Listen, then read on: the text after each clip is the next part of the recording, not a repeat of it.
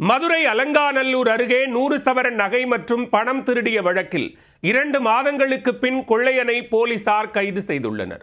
ரகசிய காதலியுடன் ஆடம்பரமாக வாழ்வதற்கு ஆசைப்பட்டு கைவரிசை காட்டியவருக்கு சிறை வாசல் திறக்கப்பட்டுள்ளது. நடந்தது என்ன? மதுரை மாவட்டம் அலங்காநல்லூர் அருகே பொதும்பு வானவில் சிட்டி பகுதியை சேர்ந்தவர் சுரேஷ். இவர் அமெரிக்காவில் சாஃப்ட்வேர் இன்ஜினியராக பணியாற்றி வருகிறார். இதனால் இவரின் மனைவி ரெனோ மட்டும் ஊரில் உள்ள வீட்டில் தனியாக வசித்து வந்தார்.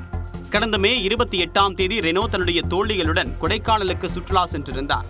இன்ப சுற்றுலாவுக்கு பிறகு திரும்பிய போது வீட்டின் பூட்டு உடைக்கப்பட்டிருந்ததைக் கண்டு அதிர்ச்சியடைந்தார்.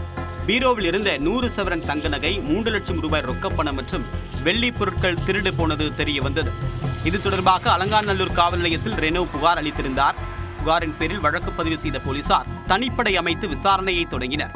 தொடர்ந்து சிசிடிவி கேமரா காட்சிகளை ஆய்வு செய்து கொள்ளையனை பிடிக்க தேடுதல் வேட்டையில் இறங்கினர்.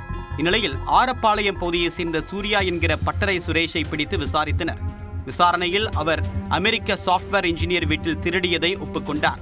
இதையடுத்து அவரை கைது செய்து விசாரணையை தீவிரப்படுத்தினர்.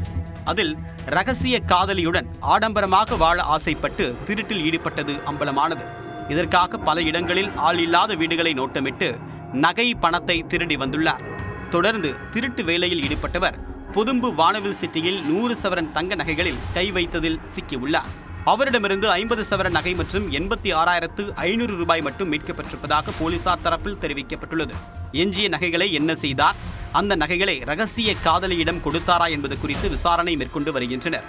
ரகசிய காதலியுடன் ஆடம்பரமாக வாழ ஆசைப்பட்டு அமெரிக்க சாஃப்ட்வேர் இன்ஜினியர் வீட்டில் 100 சவரன் தங்க நகை மற்றும் 3 லட்சம் ரூபாய் திருடிய கொள்ளையனை 2 மாதங்களுக்கு பிறகு போலீசார் கைது செய்த சம்பவம் அலங்காநல்லூர் பகுதியில் பரபரப்பை ஏற்படுத்தியுள்ளது.